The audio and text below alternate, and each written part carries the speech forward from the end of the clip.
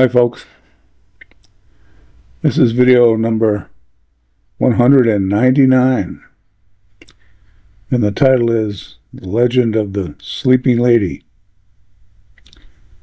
It's funny how things go around, you run into people from different places. About, I guess must be 15 years ago now, had hired a little demolition crew out of Carbondale. Come over and they took down the old garage and the workshop I'd built for Dad and the old shed out back and all that stuff away. And one of the guys on the crew, I was talking with him, we talked about military. And I told him, I said, one place I'd really like to get back to was Alaska. So I had a 4-hour layover there coming back from Vietnam. I said, again, a 4-story building, all glass front. And I'd gone up on the 4th floor to the USO canteen, had a drink, talked to ladies, asked to make sure they woke me up so I didn't miss my plane. And I went over and sat down and just looked out through that glass. And it's still one of the most beautiful sights I've ever seen. The mountain ridge, I don't know how far away it was, but the clouds were about, I don't know, 3/4 of the way up the mountain. There's a thin layer of clouds. Above the clouds and the mountains was the sun. And you can see the sun shining down through the clouds, and about the area where it was the brightest, you could see a start of a river, I guess.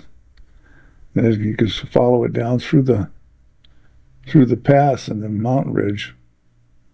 It made a few turns, and it was out of sight then, but it had to go right into the ocean. It was the Anchorage airport. It only had one runway when I was there. It ran north and south. The north end ended right at the end of the cliff. It dropped down about 400 feet or so to the ocean. The other end stopped at the base of the mountain. Yeah, that was interesting. I thought I was going to take off right off the cliff and drop a little bit and go, but when we did take off, we went out to the cliff, turned around, and went right back to the mountain. That plane went up. The plane was vibrating something fierce, and could actually see pine cones on the trees going up. And I just kept telling myself, come on, snow. Come on, snow. Where's the snow? I was never so glad to see snow in all my life. But anyway, we were talking about that mountain ridge. I'm looking out, looking through the window of the terminal.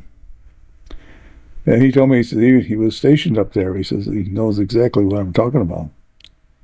He says that mountain ridge I was looking at, he says, was known as the Sleeping Lady. Old Eskimo tale handed down over the centuries. It was about a Eskimo gal and her man. And of course, they lived off of whale hunting most of the time. He had his kayak, and he was going out with a few other village people and hunt down a whale.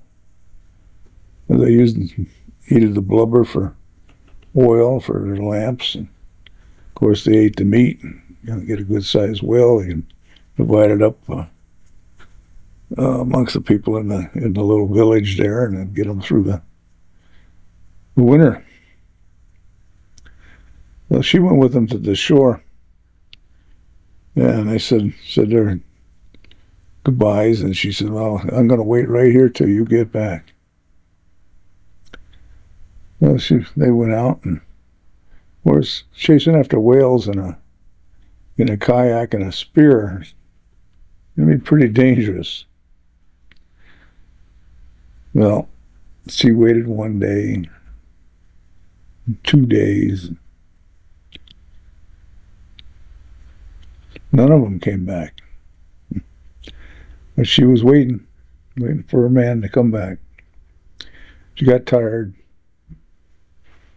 laid down, went to sleep, and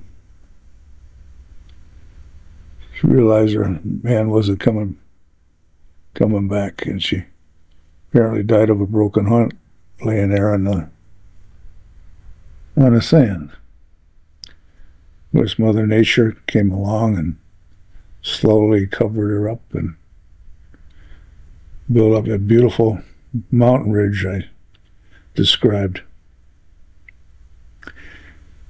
Interesting little story. It's stuck with me ever since, and I can still see that beautiful mountain and the sun shining down through the clouds, and the water running down. I mean, this may have been 50, maybe even 100 miles away. I don't know. It was a long way off, but everything's so big, it's hard to tell. But I thought it was a pretty interesting story. I thought I'd relate it while I still remember it. So that's the legend of the sleeping lady. And as usual, folks, I wish everyone all the best.